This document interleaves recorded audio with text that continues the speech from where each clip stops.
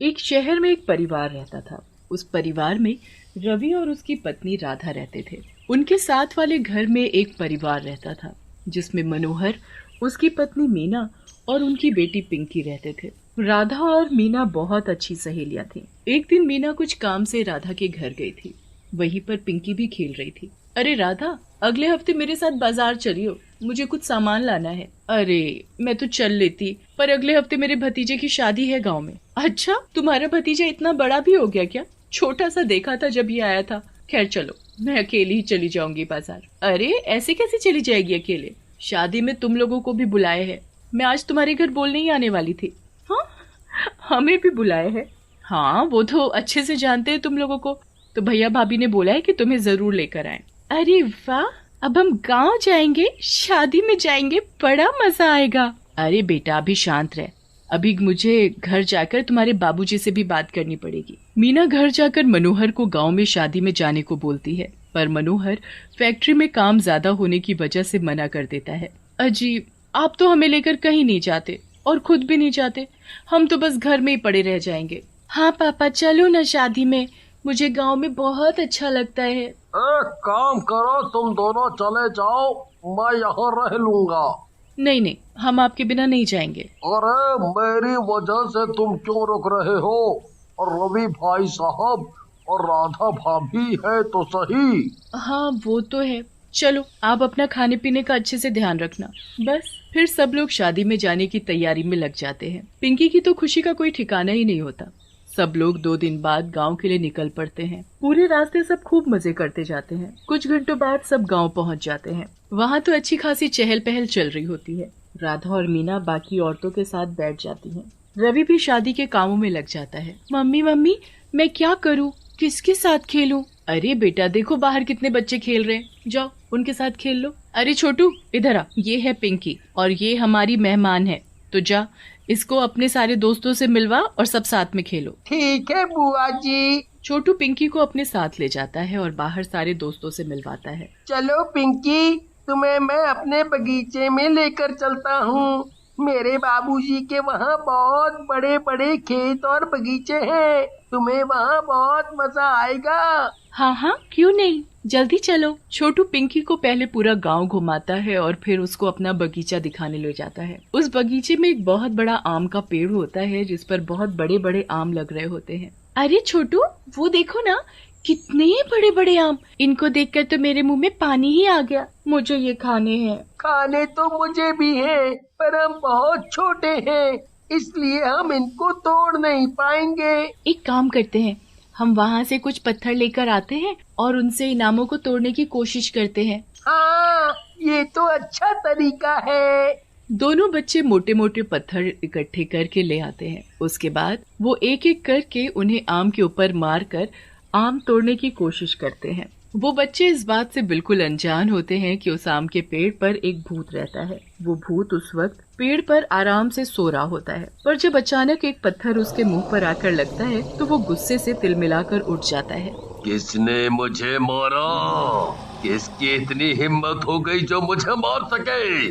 लगता है आज किसी की मौत आई है। भूत गुस्से में इधर उधर देखने लगता है कि उसे आखिर किसने पत्थर मारा, और तभी उसकी नजर पिंकी पर जाती है। पिंकी के हाथ में मोटे मोटे पत्थर होते हैं जिनसे वो आम तोड़ने की कोशिश कर रही होती है। भूत का सारा गुस्सा पिंकी को देखकर खत्म हो जाता है। अच्छा, तो इस बच्ची ने मुझे पत्थर मारा है। कैसे आम तोड़ने की कोशिश कर रही है? एक काम करता हूँ, मैं ही इस बच्ची की मदद कर देता हूँ। भूत पेड़ में छुपा हुआ ही आम तोड़कर नीचे गिराने लगता है। जैसे ही पिंकी उस आम के पेड़ से आम गिरते हुए देखती है तो खुशी से उछलने लगती है। ये देखो आम, देखो छोटू, मैंने इतनी तेज पत्थर मारा कि एक बार में इतने सारे आम टूटकर गिर पड़े। आज नहीं पिंकी, आज माँ ने जाने को मना किया है। आज शादी की कोई रस्म है, इसीलिए माँ ने मुझे यहीं रुकने को कहा है। हाँ, बिल्कुल सही कहा तुमने। दोनों बच्चे सारे आम जमीन से उठाकर घर ले जाते हैं। घर जाकर वो मजे से मीठे मीठे आमों का स्वाद लेते हैं। आम इतने मीठे होते हैं कि दोनों बच्चे पेट भर कर आम खाते हैं।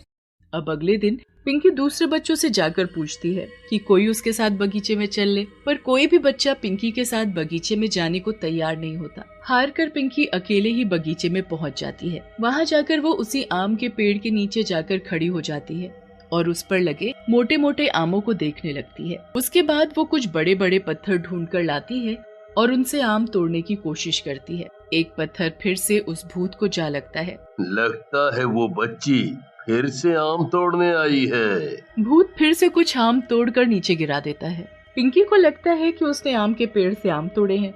वो फिर से बहुत खुश हो जाती है। जमीन पर पड़े सारे आम इकट्ठा करना शुरू कर देती है। इस लड़की को आम कितने पसंद हैं। रोज ये इतने सारे आम लेकर जाती है।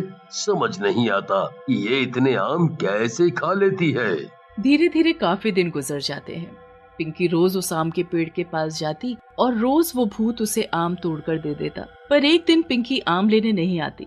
भूत पूरा दिन पिंकी का इंतजार करता कि वो कब आएगी, पर धीरे धीरे शाम हो जाती है और फिर रात, पर पिंकी नहीं आती। आखिर वो बच्ची आज क्यों नहीं आई? क्या हुआ?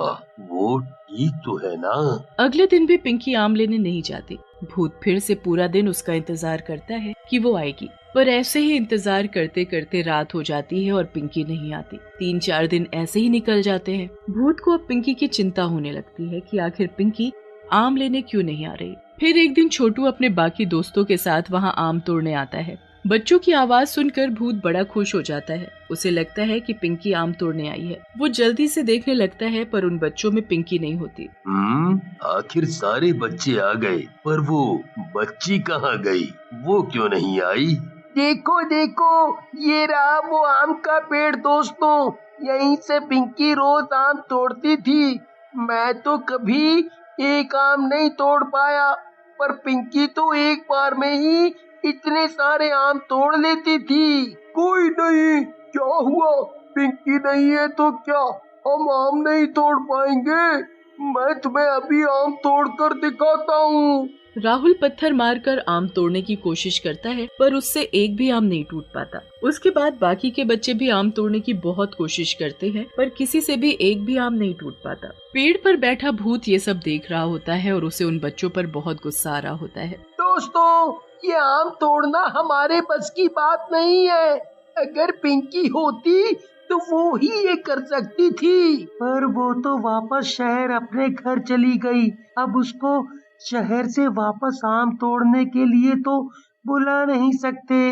रिंकू की ये बात सुनकर भूत को समझ में आ जाता है कि पिंकी शहर से आई थी और वापस शहर चली गई। अब उस भूत को बहुत ही बुरा लगता है और उसे गुस्सा भी आने लगता है। वो अपना गुस्सा बाकी बच्चों पर निकालने लगता है। वो आम तोड़कर देने की बजाय उन बच्चों के सामने आकर खड़ा हो जाता है। भूत को देखकर बच्चों की हालत खराब हो जाती है। वो तो डर के मारे कांपने लगते हैं। तुम्हारी इतनी हिम्मत कि तुम इस पेड़ को हाथ लगाओ। ये मेरा पेड़ है और मेरा घर है।